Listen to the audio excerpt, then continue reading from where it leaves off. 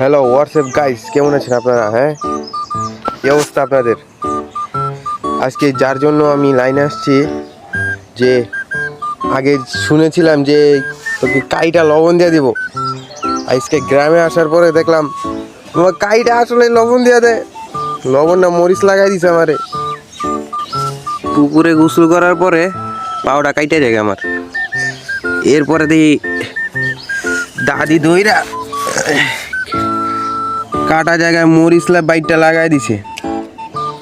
মানে দুঃখের কথা কারে বলবো বলেন?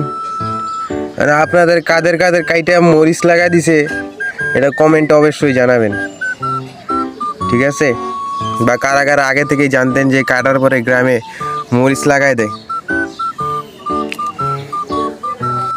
আর নাই তো শুনতাম ভাইরা মরিচ দিয়া দিব, সরি ভাইরা মরিচ লাগাই দিব, তোরে কাইটা লবণ লাগাই দিব, তোরে ভাইরা মরিচ লাগাই দিব। এই কথাটা সবচেয়ে বেশি শুনতাম আমার খালামণির মুখে।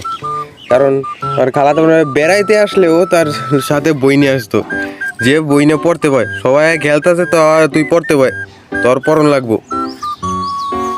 এর লেগে এই কথাটা যখনই আমার খালাতো বুঝেছি তেরামি করতো বা একটু তিরিবিরি করতো, তখনই খালামণি একটাই ডায়লগ থাকতো, তুই বাসায় গেলো তোর কাইটা লবণ লাগাই দিব।